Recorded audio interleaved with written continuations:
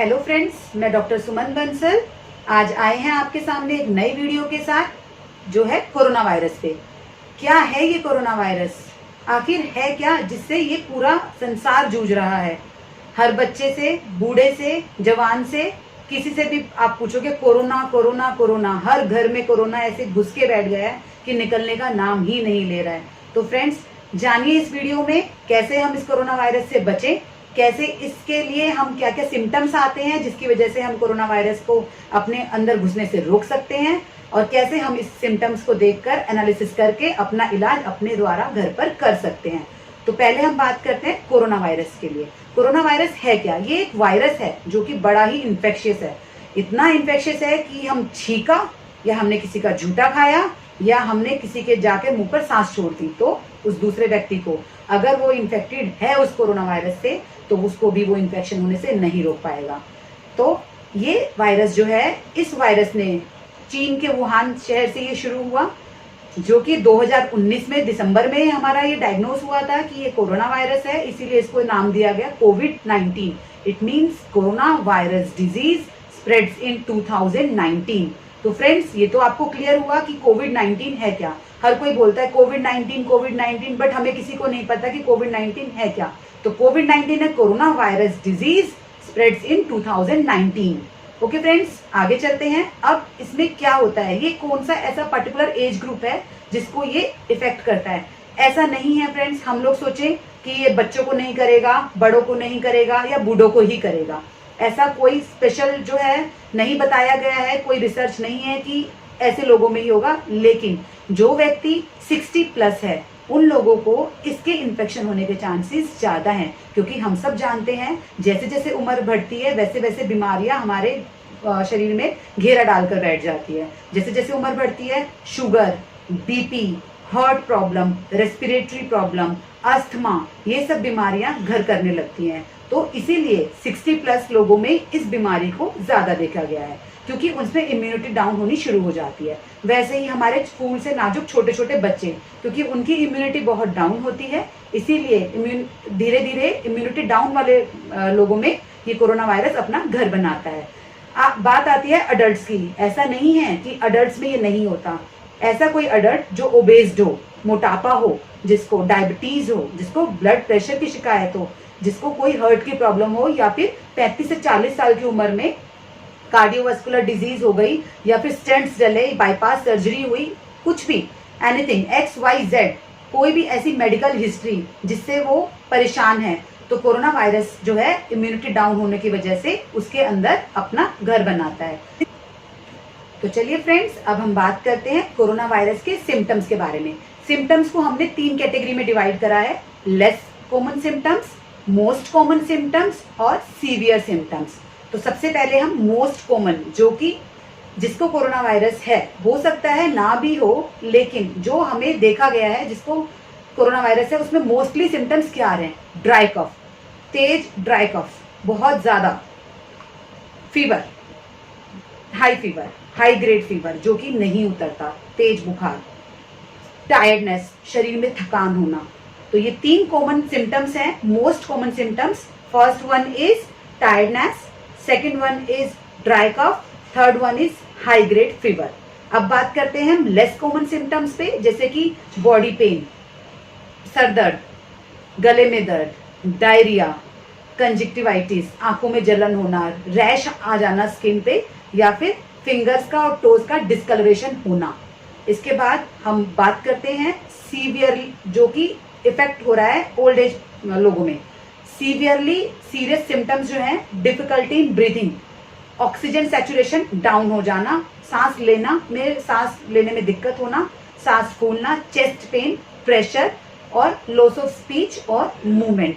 तो ये symptoms friends हमने डिस्कस किए, जिसमें कि हमने आपको बताया first one is most common, second one is less common, third one is serious symptoms. तो इन सिम्टम्स का आप ध्यान रखें, तो आपको पता चलेगा कि आप डायग्नोस कर सकते हैं कोरोना है या नहीं है। तो ये तो हुई सिम्टम्स की बात, जैसा कि बताया आपको। लेकिन अब आप कैसे पहचानोगे कि कोरोना है या नहीं है? क्या होता है, हमारे पास रोज पेशेंट्स आते हैं कि हमें कफ है, हमें कोरोना तो नहीं है, हमें कफ है, हमें कोरोना तो नहीं है, हमें बुखार आ रहा है, कोरोना तो नहीं है। तो ऐसे में आप घर पर रह के कैसे डायग्नोज करोगे कि कोरोना है या नहीं है? फ्रेंड्स, ध्यान से सुनो इस बात को। पहली बात, अगर आपको सिर्फ खांसी, जैसे कि जो कि सुबह के समय या फिर रात के समय जब आप बिस्तर पे जाते हैं तब उठती है, तो वो आपकी एलर्जिक कफ हो सकती है। एलर्जिक कफ में आपका जब बलगम आप थूकते हैं तो उसमें ब्लैक कलर का स्ट्रीक आता है, या फिर वो पोल्यूशन वाली कफ हो सकती है। सेकेंड कफ के बारे में अगर हम बात करें, अगर आपको नेजल डिस्चार्ज मतलब नाक से बलगम हरे रंग का या फिर पीले रंग का, या फिर आपको खांसी बलगम वाली है, तो it can be bacterial infection और वायरल इन्फेक्शन।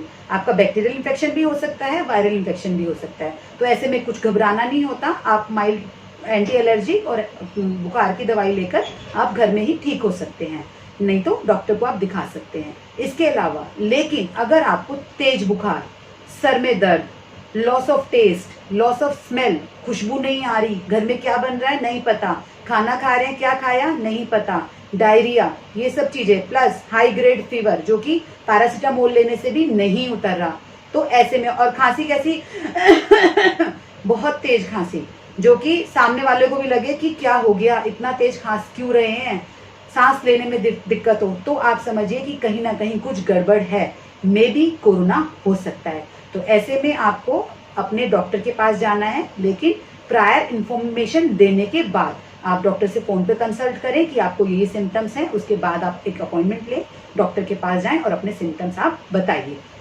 फ्रेंड्स, इसके बाद बात करते हैं, अगर कोई पेशेंट है जिसको सांस लेने में दिक्कत है, या फिर ऑक्सीजन सैचुरेशन लेवल 80 से नीचे चला गया, या फिर 82, 83 आ रहा है, तो ऐसे में आपको हॉस्पिटल जाना है और आपको ऑक्सीजन के लिए बताना है कि आपको सांस नहीं आ रही, तो ऐसे में आपको भर्ती होने की जरूरत पड़ती है। लेकिन अगर आपके लेस कॉमन सिम्टम्स हैं तो आप घर पर रह के ही अपने आप को आइसोलेट करके आप अपने आप को ठीक कर सकते हैं। ऐसे में भागने की इधर से उधर जरूरत नहीं है, घर में रहिए, पैरासीटामोल टैबलेट जो कि बुखार के लिए होती है वो लीजिए। अगर आपको पैरासीटामोल से एलर्जी नहीं है तो, अगर आपको पैरासीटामोल से एलर्जी है तो आप किसी भी तरह की दवाई नहीं लेंगे, अपने डॉक्टर से कंसल्ट करेंगे, उसके बाद ही आगे बढ़ेंगे। आगे क्या रहेगा हमारा, अगर हमारा माइल्ड इन्फेक्शन है तो हमारा 2 वीक्स के अंदर पेशेंट ठीक हो जाता है। अगर हमारा सीवियर इन्फेक्शन है तो वो 3 to 4 वीक्स लेता है ठीक होने के लिए, मे बी 6 वीक्स तक भी लग जाए, तो डिपेंड करता है सिवियरिटी ऑफ इन्फेक्शन पे। लेकिन 80% केस जो हैं वो हमारे माइल्ड होते हैं और घर पर ही ठीक हो जाते हैं। तो फ्रेंड्स, अब हम बात करेंगे कि हम इसे कैसे रोक सकते हैं। First, stay home, stay safe. सबसे पहला है प्रिवेंशन, घर में रहो और सुरक्षित रहो, अपने घर से सुरक्षित कुछ नहीं। सेकंड, घर में रहने के बाद भी wash your hands with regular soap and water, आप अपने हाथों को अच्छे से धोइए। अब हम लोग क्या करते हैं, साबुन लिया बस ऐसे किया धुल गए, नहीं, हाथ को 30 सेकेंड्स तक एटलीस्ट अच्छे से धोना है। आगे से फ्रंट से रब करना है, पीछे से बैक रब करना है, इसका जो नकल्स है उनको क्लीन करना है, थम्स का ये वाला एरिया, प्लस इस तरह से पूरा अच्छे से 30 सेकेंड के लिए हमें हैंड वॉश करना है। हैंड वॉश प्रॉपर करेंगे, कुछ देर बाद, घंटे बाद, 2 घंटे बाद किसी भी चीज को आपने टच किया अगर, तो आप अपने हैंड वॉश करें, जिससे कि आप बच सकते हैं कोरोना वायरस के इन्फेक्शन से। अब अगर सामने वाले इंसान को खांसी जुकाम है तो एटलीस्ट 1 मीटर का डिस्टेंस दूर से रह के बात करें। प्लस मास्क को पहने, मास्क आप मास्क नहीं पहन सकते, एक कपड़े को ढक के, कपड़े की डबल लेयर करके दुपट्टे से या फिर साड़ी से ढक के फिर आप बाहर निकलिए। इसके बाद अपने फेस को बार बार हाथ नहीं लगाना है। जब भी कभी आप मार्केट जाएं, शॉपिंग के लिए जाएं या घर का जरूरी सामान लेने जाएं, तो सामान को हाथ लगा के अपने फेस को इधर टच कर लिया, आंख में इस तरह से किया, कान को हाथ लगाया नहीं। अगर आपके हाथ में कहीं पर भी कोई कट है या फिर कोई भी किसी भी तरह का जख्म है तो अपने ग्लव्स पहने, उसके बाद आप मार्केट में जाएं। अपने फेस को और नोज को अच्छे से ढक के रखें। अगर फ्रेंड्स आपको ये इन्फेक्शन है, सपोज आपको खांसी जुकाम है जो कि एक बैक्टीरियल इन्फेक्शन है या नॉर्मल आपको कफ है, तो कभी भी आपको ऐसे नहीं खांसना है। ऐसे खांसते हैं तो आपके ये हाथ पर सारा का सारा इन्फेक्शन आ गया। अब आपने जहां जहां इसको छुआ वहां वो इन्फेक्शन आपने स्प्रेड किया। तो फ्रेंड्स, हमें इसके लिए क्या करना है, अपनी एल्बो को फ्लेक्स्ड करना है। फ्लेक्स्ड मीन्स मोड़ना है और अपना खांसी इस तरह से करनी है। तो इससे ये वाला सरफेस हमारा अनटच्ड रहेगा, ना हम इस सरफेस से सामान उठाएंगे, ना ही इस सरफेस को कोई छुएगा। तो हमारे ये वाले जो हाथ हैं, ये मैजिकल हैंड्स हमारे क्लीन रहेंगे और उससे हम अपना सारा सामान उठा सकते हैं और हमारे को कोरोना वायरस का इन्फेक्शन होने के चांसेस जो है वो नेग्लिजिबल हो जाएंगे, जीरो हो जाएंगे। इसके अलावा अगर आप स्मोकर हैं, अगर आप अल्कोहल लेते हैं या फिर किसी भी तरह का नशीली पदार्थ का सेवन करते हैं, तो प्लीज़ आपसे रिक्वेस्ट है कि आप फिलहाल के लिए उस चीज़ को आप बंद कर दीजिए, क्योंकि ऐसे टाइम में हमारी इम्यूनिटी डाउन होती है, जिसकी वजह से आप मोर प्रोन टू इन्फेक्शन हैं, आपको इन्फेक्शन होने के चांसेस ज़्यादा हैं।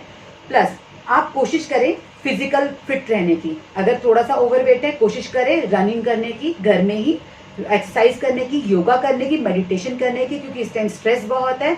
जैसे कि आपको जानते हैं सबकी नौकरी के ऊपर, सबकी और भी बहुत सारी चीज़ें हैं, जितना इकोनॉमिकल डाउन आया है, तो आप घर में ही रहें, योगा करें, मेडिटेशन करें और अननेसेसरी बाहर जाने से बचें।